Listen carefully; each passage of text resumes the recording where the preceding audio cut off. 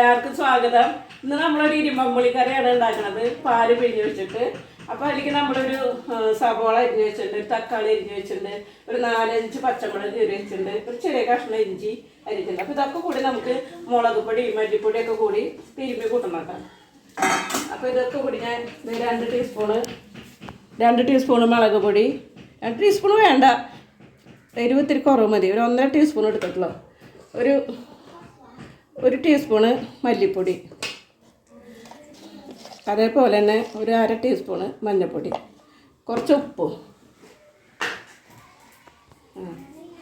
ഉപ്പും കൂടി ഇതിലിട്ടിട്ട് കറിവേപ്പിലൊക്കെ കൂടി നമ്മൾ തിരുമ്പി കൂട്ടണം. അപ്പോൾ നമ്മൾ തേങ്ങ പിഴിഞ്ഞ് 2-ാം പാലും 1-ാം പാലാക്കി വെച്ചിട്ടുണ്ട്. അതിൽ 2-ാം പാലിട്ടിട്ട് നമ്മൾ തിരുമ്പി കൂട്ടണം കേട്ടോ.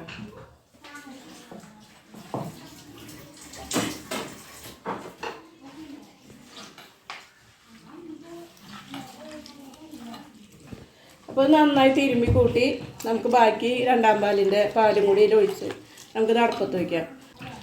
നമ്മൾ ഇതിൻ്റെ ഇരുമ്പുളിയൊക്കെ അരിഞ്ഞ് വെള്ളത്തിലിട്ട് വെച്ചിട്ടുണ്ട് പുളിയൊക്കെ പോകാനായിട്ട് കേട്ടോ. അപ്പോൾ അതൊക്കെ ഇട്ട് നമ്മൾ അടുപ്പത്ത് വയ്ക്കുകയാണ്. പക്ഷേ അതിൻ്റെ അടുപ്പ് ഒരാൾ കയ്യേറിയിട്ടുണ്ട്. ആൾക്ക് നമ്മളും ഈ പുളിക്കറി മാത്രമേ ഉണ്ടാക്കണുള്ളൂ. അപ്പോൾ പുളിക്കാറ്റിക്ക് അത് പോരാ. ഇന്നലെയും ഇന്നൊക്കെ ആയിട്ട് പുളിയുടെ മയാന്ന് പറഞ്ഞേക്കണേ. പുളിയുടെ മയാന്ന് പറഞ്ഞാൽ അപ്പോൾ എൻ്റെ അടുപ്പ് അവൾ ഏറ്റെടുത്തേക്കാണ്.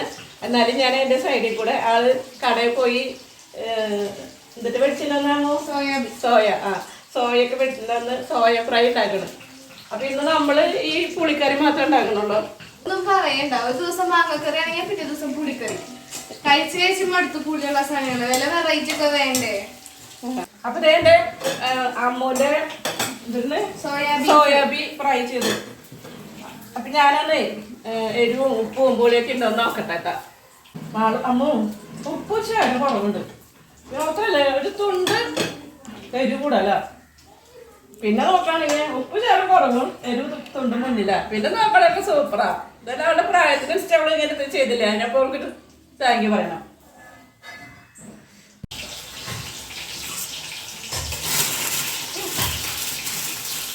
അപ്പം ഇവിടെ പുളിക്കറി അത് എരിവും ഉപ്പൊക്കെ നോക്കട്ടെ കേട്ടോ. ഞാൻ മാവിട്ടിയേ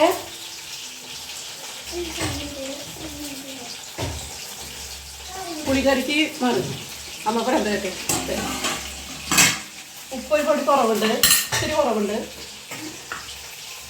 അപ്പൊ ഒരു നുള്ളു ഉപ്പ് ചേട്ടുണ്ട്.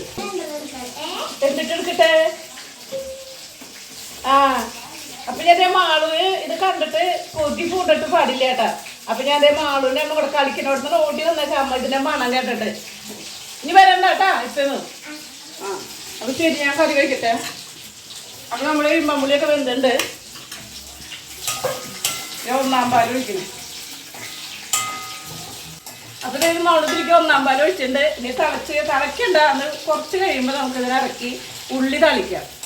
അത്രേ ഉള്ളൂ. അപ്പം ഇവിടെ ഇരുമ്പുളി പാൽ പിഴിഞ്ഞ് വെച്ച കറിയുടെ പണി ഇത്രയൊക്കെ ഉള്ളു. ഇപ്പൊ റെഡി ആക്കും. അപ്പൊ നമ്മുടെ പുളിങ്കറി ഇങ്ങനെ ഇറക്കി വെച്ചു. ഇത് നമ്മള് ചട്ടി വെച്ചിട്ട് വെളിച്ചെണ്ണ ഒഴിച്ച് താളിക്കാൻ പോവാട്ടാ.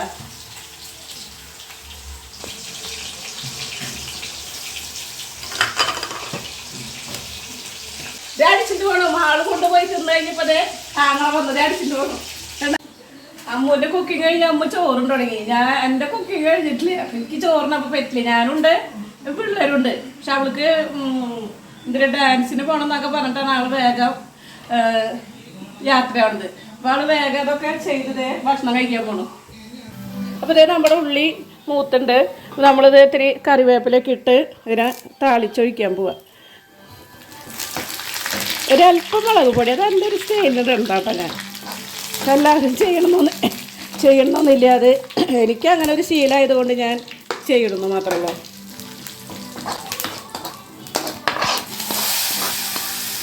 ചില ശീലങ്ങൾ അത് മാറ്റാൻ പറ്റില്ല. അപ്പം ഇത് എനിക്കിങ്ങനെ ചെയ്ത് ശീലമുള്ളത് കൊണ്ടാണ് ഞാനിത് ഇങ്ങനെ ചെയ്യണേ.